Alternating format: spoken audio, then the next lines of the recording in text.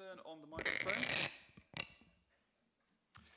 and provide some housekeeping and safety information. If the continuous fire alarm sounds, please evacuate the room and public gallery by the stairwells. Do not attempt to use the lifts. We will assemble at the Queen Victoria statue in the Guildhall Square.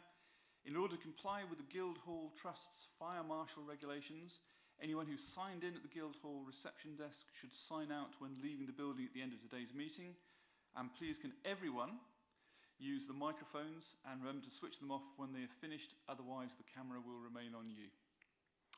I'm going to go straight into introductions. So I've introduced myself, and Graham, if you could start. Councillor Heaney. I'm Councillor Graham Heaney. I'm the Labour Group spokesman for transport.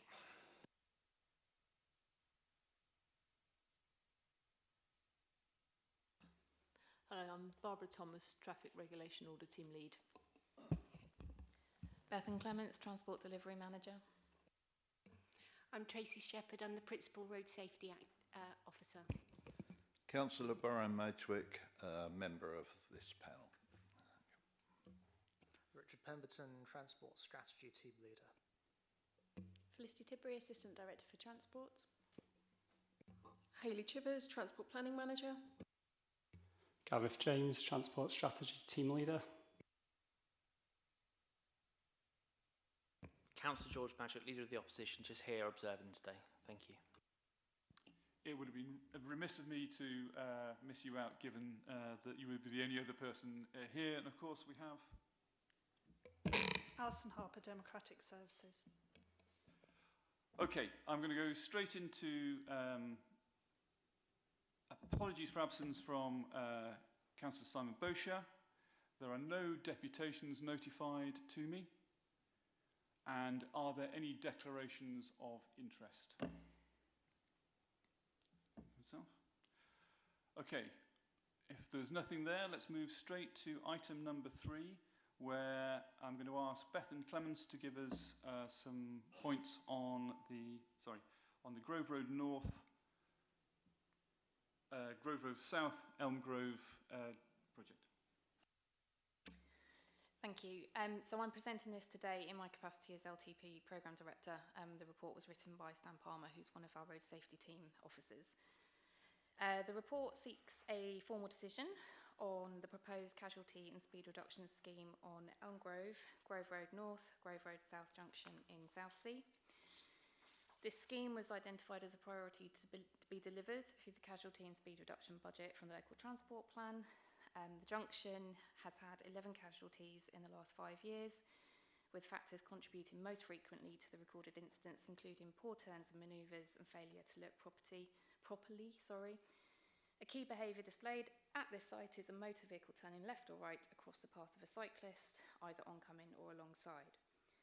The scheme design has been through extensive engagement and consultation. This is set out in section 4 of this report, and the proposed interventions are outlined in Appendix C of this report. The proposed scheme allows for road safety interventions to reduce casualties at this location as per our statutory requirements under Section 39 of the Road Traffic Act 1988, and the scheme also supports the delivery of the adopted Portsmouth Transport Strategy and its strategic objectives to prioritise walking and cycling within the city. And so the recommendations are that the Cabinet Member for Transport approves the proposed scheme on Grove Road North, Grove Road South and Elm Grove Junction in Southsea. There are a lot of groves, excuse me.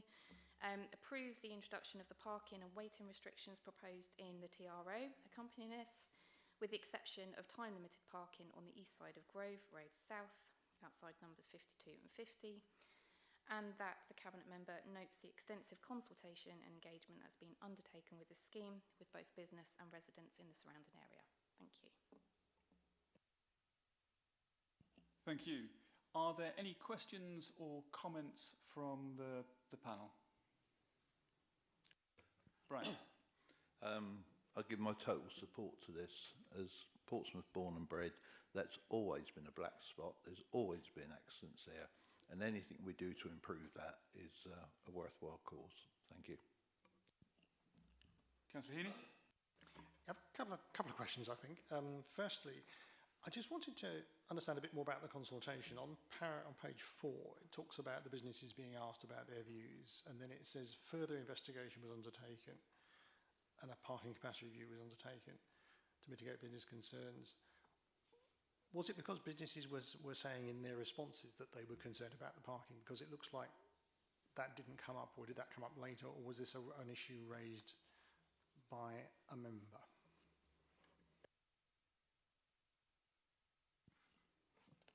Bethan, can you help on this? I have a view, but I'm not sure I'm correct.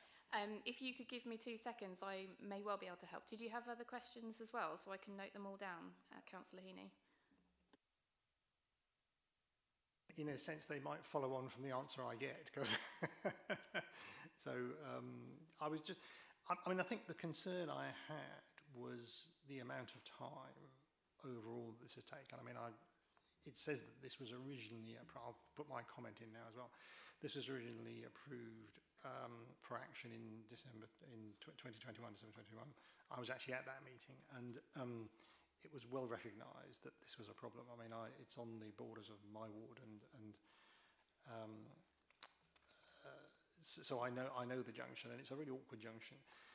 But I know there were some circumstances which held it up, but it took an inordinately long time to get here, and it's nearly 3 years since we agreed that this was a priority for traffic safety. And I do think that the consultation that took place last summer, because I was invited to some but was on leave in late August, September, seemed to take an inordinately long time.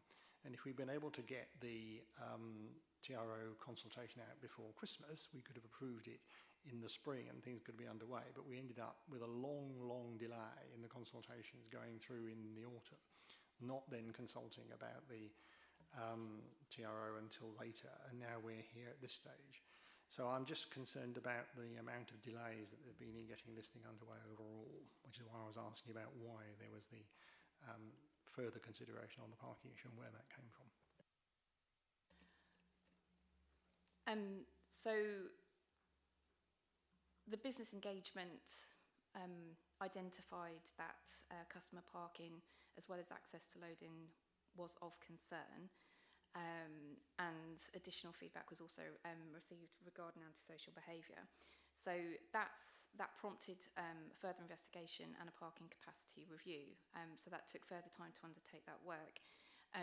The other point to make is that we had 2 pre-election periods during this time, where we couldn't do any further consultations because of the local elections and the general election, which has added some delay to the scheme and bringing it forward for a decision now.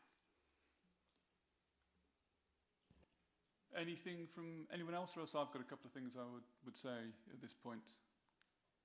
No? So firstly, I think it is really good about the level and the quality of the engagement that we have had. And I do accept something of what Councillor Heaney says about the length of time this project has taken to come through, all the way through from beginning to end. I am both a cyclist and a car driver who uses this junction, and I have seen problems in both capacities, and I hope that this scheme will help address them. We have definitely had resource issues around this area as well. We've had the elections, and probably it would have been better if everything went through sooner. But I'm not going to look to the past, I'm going to look to the future on this one. And personally, I think this is an excellent scheme addressing a known hotspot. So I'm going to accept the recommendations put forward, and wish it Godspeed in terms of implementation. I think we'll all be pleased when it's in place.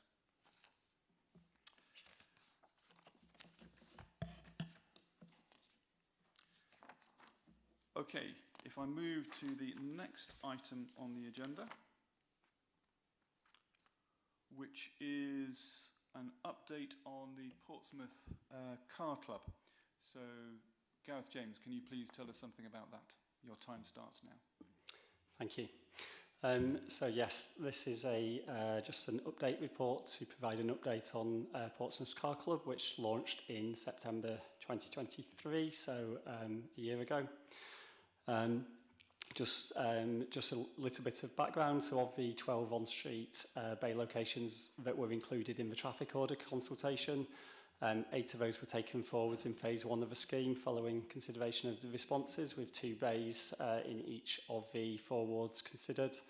The 8 bays are all listed in the report and were all implemented in September 2023 when the scheme went live.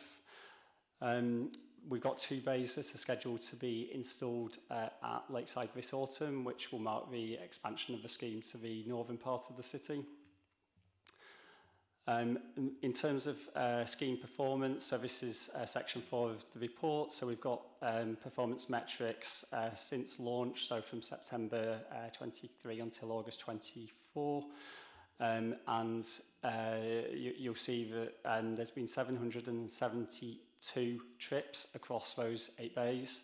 That adds up to 17,530 hours of driving, which equates to 71,054 miles driven. The other thing to note in those metrics is that the total number of members is 385, so that works out at an average of 48 per car, and the average length of hire is 22.2 hours. So the use of the scheme is in line with the operator enterprise's expectations based on comparable markets, and user feedback has been positive.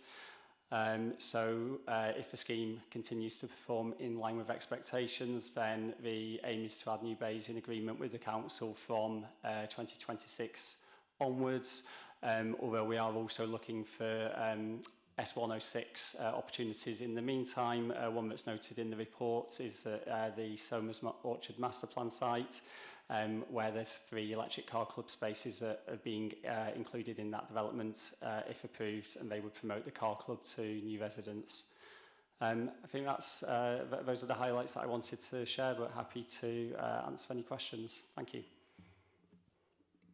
Any questions or comments from the panel? Councillor Madrick. Thank you, Chair. Yes, I know nothing about this really. I'm not a car driver, so it's of very little interest to me, apart from the fact, and I hope you got the answer, I was at the Queen's Hotel on Tuesday for the new launch of what they plan to do and everything else. They're extending the Queen's Hotel to over 100 rooms, which, great, I'm all for that. They're also building blocks of flats there. And I haven't got the exact figures, but it's something like 70 or 80 flats, of which are only about 13 car parking spaces, which is ridiculous. But they said, no, you haven't got to worry about that because we've got a car club of 60 spaces are going to be in here.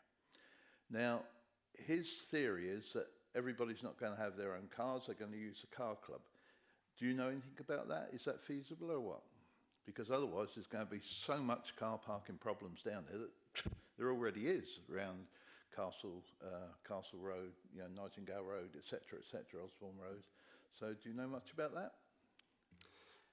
So I certainly can't speak to that specific development. I'm aware of it, but I can't speak to any details around it at this stage. Other than to say that in principle, then car light developments with measures such as those, so car clubs, bike share, all these kinds of things are often implemented as a way of discouraging people having more cars than perhaps they want to or need to. And so there's a lot of data from more established car club schemes about how effective that can be. And it's something that we're working closely with our planning and development colleagues to make sure that those opportunities are taken forward. But we and they are mindful of, we're living in the real world, and there's not much point in us kind of having an inflated expectation of how much they would be used, and then that causing all manner of problems. But yeah, those discussions will be ongoing. Thank you. They're putting it. I totally support what they're doing down there. So it's not, I'm trying to queer their patch sort of thing. I totally support what they're doing down there. I just think that the car parking problem is going to be much bigger than what they are telling us. They might already know that, but it's what they're telling us. And I don't know how they're going to sell all those flats. Some are supposed to be cheap housing, 370,000. It's affordable housing, 370,000. But I don't believe that what they're trying to tell us will actually work. That's the only thing I'm worried about. And but if you can assure me it will. Thank you. If I might jump in there and say that I was also down at the Queen's Hotel consultation, so it's not quite as You bad. were late. I went to the Wednesday session because I didn't want to go to the stakeholders one because I'm also on the planning committee. So I went as a private citizen capacity, but someone with an unhealthy interest in transport issues. So I too quizzed them about parking and indeed about Car Club because I'm also the councillor for one ward further down the coast, and I absolutely understand the parking problem. So I believe the answer to the question is they're proposing to have 0.66 of a car parking space for each of the flats. It's about 92 flats and 64 spaces. But very interestingly, the architect there has done a very, very similar development down at Hove, a seafront block of flats, and that their biggest source of residents coming in were actually people who were downsizing, leaving big houses behind, which is how they can afford the not very affordable flats, in my humble estimation, that they are proposing to sell there. But those people, actually, a lot of them did leave cars behind because that was part of leaving those kind of issues behind, but they still wanted access to cars. And that's where I absolutely see car clubs being a good fit for such people, and quite promising as a way of actually reducing the number of cars overall we have per head of population in Portsmouth, even as people are moving into high pressure parking areas. Councillor Heaney, do you have any queries, or we're still on questions, I believe? Well, it's sort of a question and a comment. I mean, I'm very supportive of the scheme. I think it's been good. But what I noticed, interestingly, on the map is in Southsea, we have a nice distribution of spaces, and so you are within reasonable walking distance of a car that you can hire from the car club. The problem with the rest of the city is that it's not. I mean, if you live in Cotner or Hilsey, you can't possibly use this because you have to physically get there. And I'm just wondering what we're doing to try and create, if you like, a sort of small network of cars. So I think just setting up one space is probably not good enough. And quite honestly, I think Lakeside is a bit weird because, I mean, how are you going to get to Lakeside, if you don't have a car to hire one and to pick one up, unless you're there already for some reason or you're being transported by someone else. I'm not quite sure how that one will work. But in the north of the city, I mean, we are pretty much absent of any sort of opportunity, whether you're in Hilsey or Nelson or Cotner or in Paulsgrove or Drayton of Harlington. So I think we have to think about how we create a little network of car spaces that are available within reasonable walking distance of an area. Now, in a sense, that's a bit like sort of lost leader, because you don't know people are going to take it up until you put them in, and if you haven't got the demand to put them in, people won't take them up. So I don't know how we overcome that, because I think that's the only way we're going to try and expand that. I don't know if anyone's got an answer to that dilemma.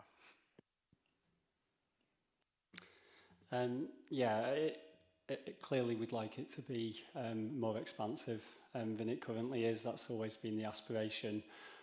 So we're working closely with Enterprise. As I said, the scheme at the moment is performing in line with expectations. So based on other markets, that's why they are confident that certainly by 2026 we could look to be expanding into different parts of the city. Obviously, I hope it will be sooner than that, but they could. But again, wanting to set realistic expectations. But then as and when opportunities do come up in the meantime, such as through developments and so forth, then we'll certainly take them, or bus depots being renovated, anything like that.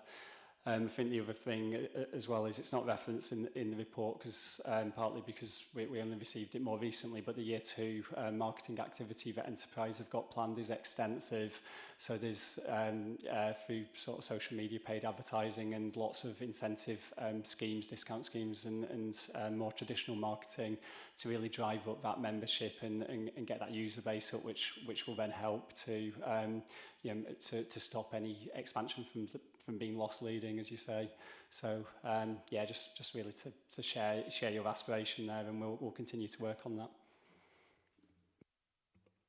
I think if I just build on that, I really personally am very committed to this as an area, because the data from elsewhere suggests that each car club car can replace between 7 and 22 cars, which otherwise would be. And if we can get that to any kind of scale, and I agree with Councillor Heaney that it needs to be increased significantly in scale, that can really start to make a difference in Portsmouth. And I think one of the interesting things that I have read about these schemes is that they appeal to different groups of people in different kinds of ways and in different kinds of places. So I was speaking about the downsizers in the Queen's Hotel, affluent, very often moving towards retirement or in retirement.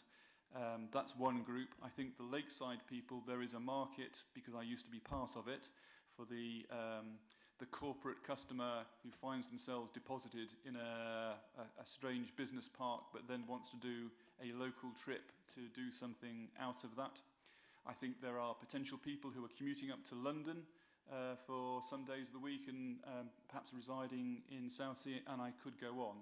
And I think, in my perception, this has been a slight expansion on the sort of organic community car clubs that were being started up with a partner who could scale in Enterprise. We are seeing encouraging early years results, and we should use that to kind of lean on the process and try and make it go faster. Suddenly, I was up at a meeting, Transport for South East England, and at every opportunity I get the chance to bend ministers or representatives of ministers more accurately their ear. This is one of the things that I will be doing so, and I hope that perhaps there might be funding or other things to help us move these forward faster, because it's really the capital cost and the setup cost that stop it from scaling quickly. Anyway, that is a very long answer to saying I commend the report and the direction we're going in, and I accept the recommendations as laid out. So, thank you. Next one. Richard Pemberton, I believe you are going to talk to us about the local transport plan annual monitoring report. Yes, thank you very much, Chair. So this report is for information only. It's a summary of progress over the last year towards the 4 objectives set out in the Portsmouth Transport Strategy, also known as Local Transport Plan 4, for the year 2023-24. Over the life of our LTP, our overarching strategy, we've committed to produce annual monitoring reports for each financial year, which set out and evaluate how we've been delivering transport schemes and how our activities have been contributing towards the 4 objectives which we've identified for transport in the LTP. Every 3 years, at the end of each implementation plan period, we will do a much longer analysis of data and indicators, key performance indicators, to help us to understand how we're doing. In the 2 intermediate years, the report takes the form of this slightly shorter, although still quite meaty, summary of actions. This is the 2nd year of 3, so it's not one of the big KPI full monitoring reports. So the bulk of the report obviously is in the appendix. That's where all the interesting information is. It's structured that for every LTP policy, we've provided a summary of the many actions which have been delivered by the Transport Service over that time period, April 23 to March 24, in aid of those objectives. Some of the highlights which we can point to under our Deliver Cleaner Air objective. There's been some considerable further success obtaining funding for electric vehicle infrastructure, with £887,000 secured from the on-street residential charge point scheme in December 23, which is now funding a third phase of on-street charge point provision, which we are working to procure and deliver over this year into next, to install around 320 further on-street electric vehicle charge points. And then building on that, in February 2024, our business case for another source of funding, the LEVI, Local Electric Vehicle Infrastructure Fund, was successful, which has brought in a further £3.68 million to spend over a longer time period for further phases of charge point provision beyond that 320 in the immediate future. If you look out in the Hard or various bus routes, you'll see electric buses on the streets now, following a successful funding bid back in 2022, joint with First Bus and Hampshire County Council. 62 new electric buses hit the streets during spring 2024 on routes within Portsmouth and also out towards Fareham. And also the Car Club, it's also another thing which the council has launched, which helps to support that cleaner air objective. Under the objective to prioritise walking and cycling, whilst there has been less funding for this, for public transport, which I'll come on to, there has been a good deal of activity. The first two stages of the East-West Active Travel Corridor were completed. That's the corridor from Fratton to the city centre and onto the Hard, with schemes at Goldsmith Avenue and in Somerstown being delivered to provide off-road cycle infrastructure or protected cycle infrastructure. Also, a new cycle route between Easton Road and Dundas Lane in the airport industrial area was completed late 2023 using Transforming Cities Fund money. 9 new bike hangars were installed in early 2023 in residential areas, meaning that there's 17 across Portsmouth. And we also launched the first active Pompey neighbourhood of the city in February this year in central Southsea, just south of Goldsmith Avenue. And another major point, we made permanent 2 school street schemes which had been running prior at Bramble Infant School and St Jude's Primary School. Under the Transform Public Transport heading, the report's rather heavier on this, which reflects the relative success in securing funds, particularly through the Bus Service Improvement Plan. We've been continuing to deliver a £48 million programme of improvements to bus services, ticketing and infrastructure across the city. So a lot of particularly fares initiatives were launched in 2023, free fares weekends, young persons tickets, Hopper ticket, a time limited ticket where within 60 minutes you can jump on and off any bus, discounted evening tickets. There's a long list which has been delivered, along with some additional late evening bus services and some bus routes going 24 hours a day. The Transforming Cities Fund is the other source of big funding for public transport, and the city centre schemes such as the Unicorn Road bus gates and Lake Road bus lane, work on them commenced autumn 2023, and we're at the point now where some of those are starting to come on stream. More RTI, real-time information screens at the city's bus stops, and this is an area where there's lots more work to come, lots more progress to come. The final objective is to support business and protect our assets, protect the various transport and highway assets of the city. And on that, we can point to things such as installing smart cross and Bluetooth technology at a number of signalised junctions, which allows users with mobility issues and handicaps to virtually press the button on pedestrian crossings via a smartphone app, something which is very innovative. Continued rollout of variable message signs on key routes across the city, rollout of Zebrite Belisha beacons to increase the visibility of zebra crossings. So there's been lots of delivery taking place there as well. As I said, these are just the highlights. There's 29 pages more of this in the appendix, which I think highlights the wide range of things which a transport service does. In terms of transport strategy development, there's a little bit on that we have a plan to develop some daughter documents, supplementary documents, to put a bit more detail in certain areas. So the first of these to be produced was our parking strategy, which was adopted at the start of this year. A second strategy, daughter strategy, the electric vehicle infrastructure strategy, was adopted in July, and that sets out a range of policies which will help us with the large amount of work we'll be doing rolling out EVI as a result of that successful funding I mentioned. And we are now getting into work developing a new public transport strategy, which we expect to progress later this year and into next. The next annual monitoring report, which will be published summer 2025, will be the big one with analysis of KPIs and trends, and we have in fact started work on that already.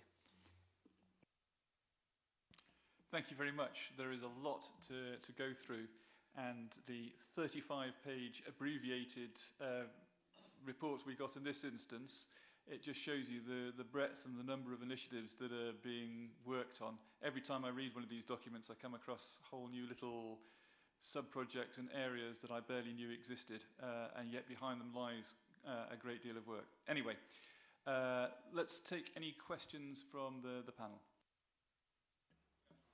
Yeah, I have I mean, joking apart, I mean, it did sound a bit like the 3-hour speech on the 5-year plan, the success of the 5-year plan, but actually there's lots of really good stuff here, and I am really impressed with some other things that are here. But I do have a couple of questions. On page 45, there's reference to the feasibility study looking at how to make the CAS work better, because it clearly hasn't done what we said it would, and it says a feasibility to undertake options.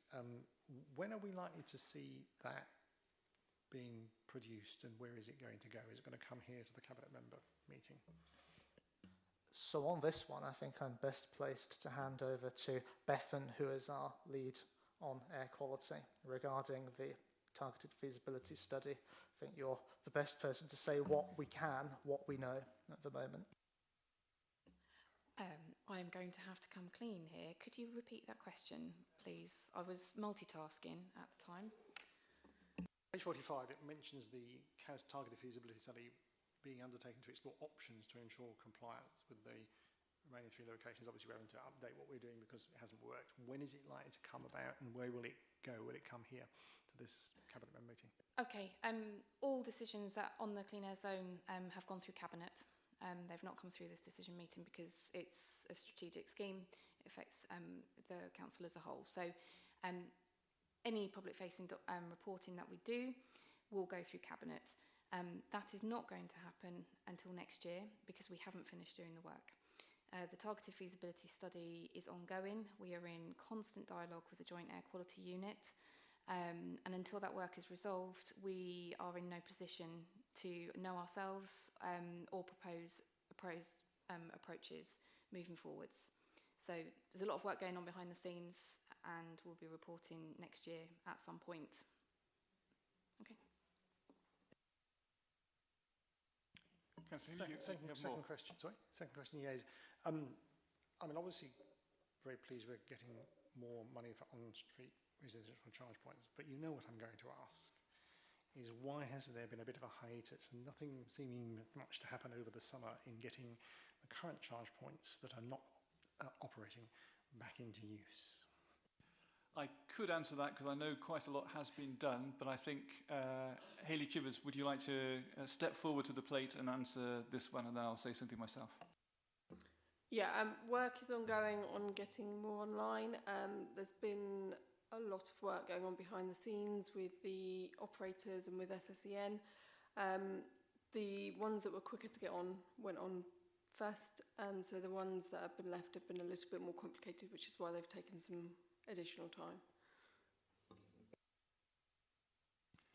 I think I might have given a more expansive answer on that, and I think been quite open that there have been real issues around this as a topic area, because a lot of work has been done. There have been innumerable meetings, in my humble estimation, on this topic between the various parties, and resolution is slowly coming. But I think just this week we've written to the Minister actually asking for some help from the centre to provide some guidance and standards, because as a pioneer of the lamppost charges, we have been caught up in some of the difficulties around non-standard ways of doing things and a lack of standards being clearly articulated.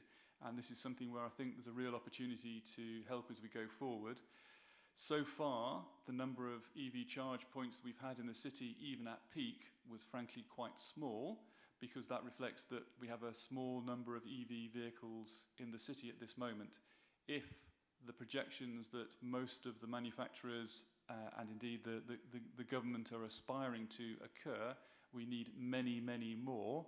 And with a big programme of chargers rolling out, we need to make sure that we're able to do those at speed to get them out as quickly as we can.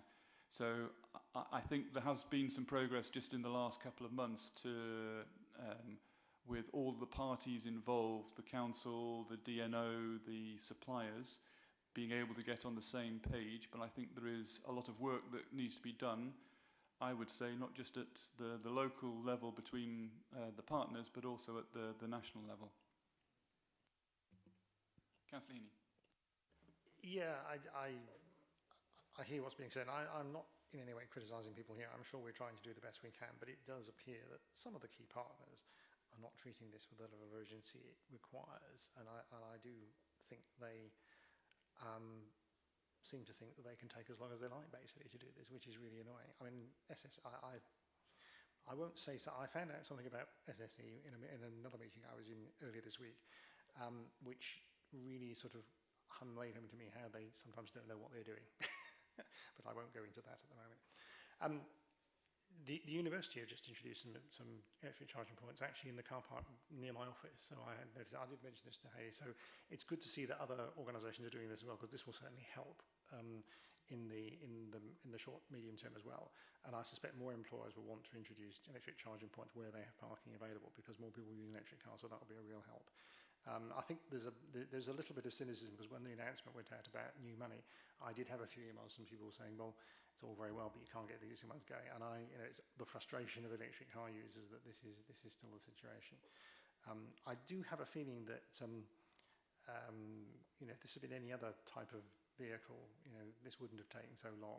And I really hope that the companies involved will not go beyond a year, because we're approaching a year since these have been out of action, and I do hope we can resolve this before the end of that year. But I think enough said on that. I shall shut up now. But I do have one more question, if that's all right. The question is on page 54, talking about the reducing traffic in residential streets, and it talks about the active pumping neighbourhood scheme in Central South, which is been obviously worked up very hard. And I just wonder whether there's going to be any formal evaluation of done this after a period of time to see if it has had the impact that people expect. I mean, both for residents and for people who travel through it. It doesn't mention this, but I was just wondering if there is going to be any sort of evaluation, obviously after a reasonable period of use, to make sure it's a fair evaluation.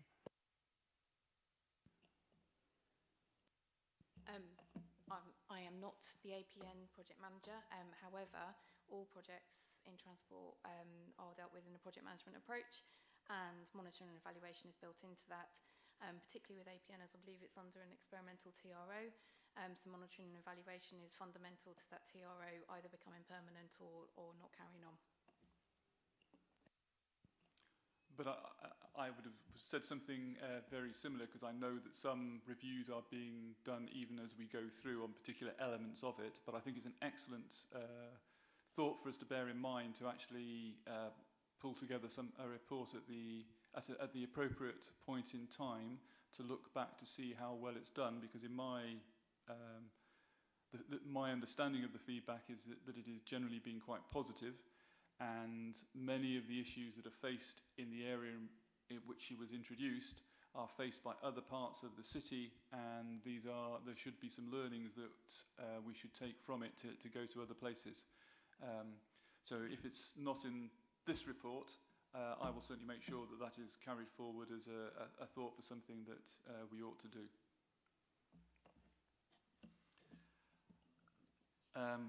I also could go through some of the individual items, but I think generally it is undoubtedly a comprehensive report with a lot of information within it, and I think it goes to the point that the various transport strategies, of which there are so many, are being looked at and reported on a regular basis. And I commend that we are doing so and bringing it forward in this way.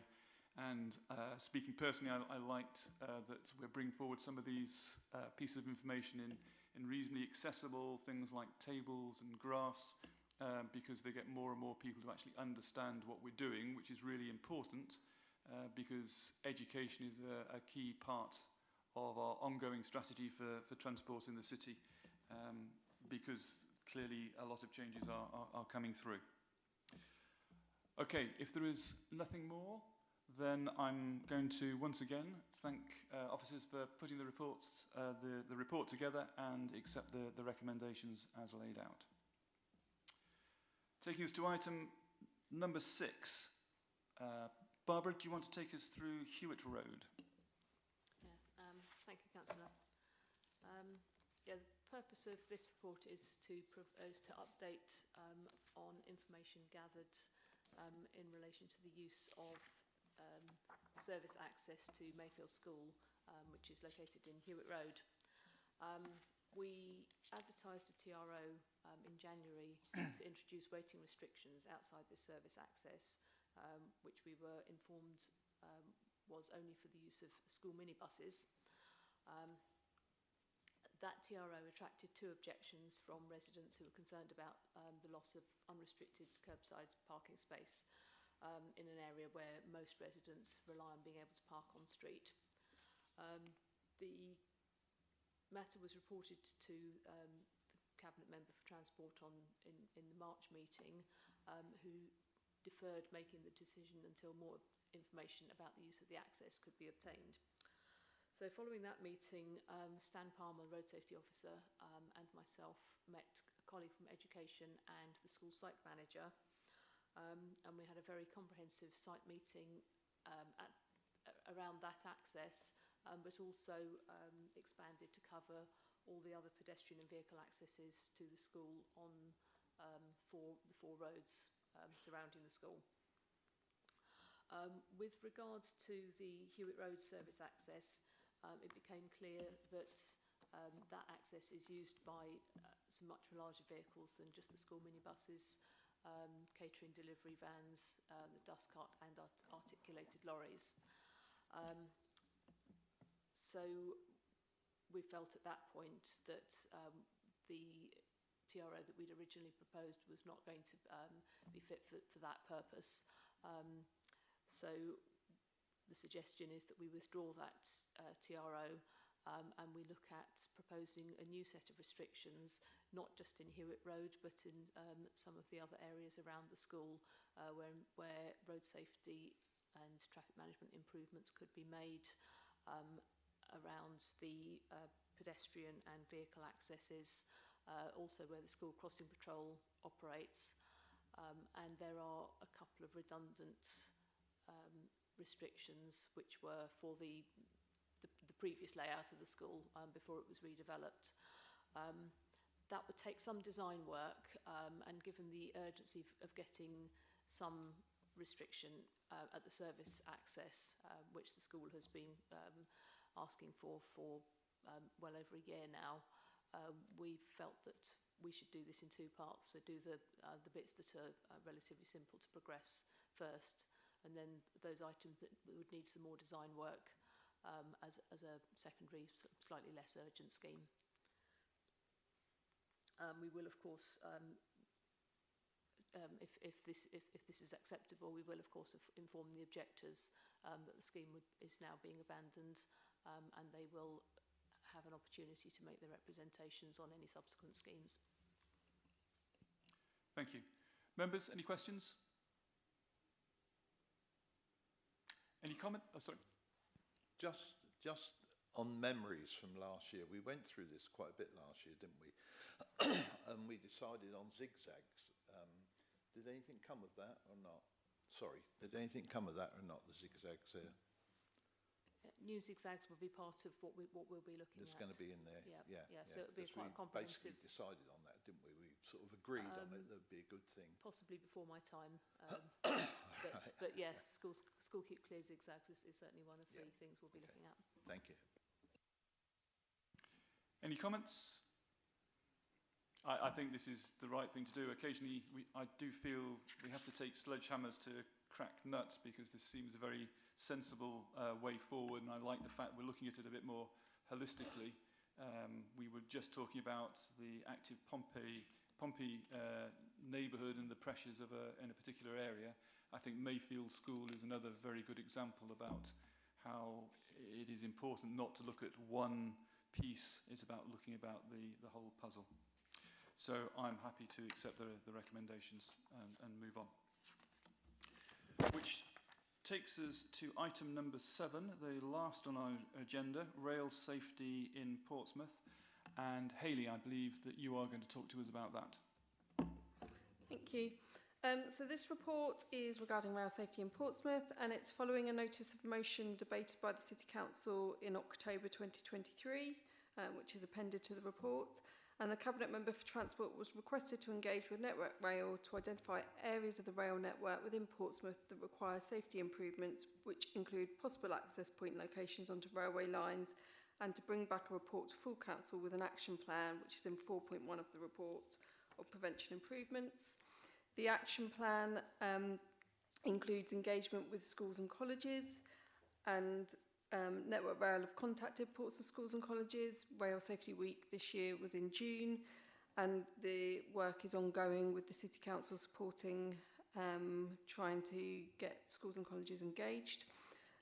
Inspection of railway boundaries were undertaken, and fence height was increased in locations where it was needed. There was one point where liaison with a resident was undertaken regarding spoil, which was providing access to the rail line, and there is ongoing engagement meetings with Network Rail in the diary to identify any issues and opportunities for collaboration. Thank you. Any questions? Any comments? I think this is another one where it was a good notice of motion, some good things have been done. There were some good interventions in the pre-meet about that we just need to make sure that we're following up to make sure that there is engagement by the schools in the programme. And I know, because I was on a stakeholders meeting with the rail bodies locally just recently, that there is now a focus on this, and they do respond to the interactions with us and with residents to try to address these, although they recognise they also have a way to go still. It's a never-ending task.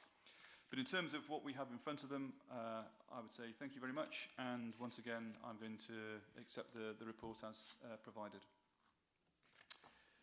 That concludes our business for today. Thank you very much, everyone, for attending, for the officers for their excellent reports and introductions of the reports, and to the members both for today and also for some comments that have been provided previously. Thank you all very much. I close this meeting at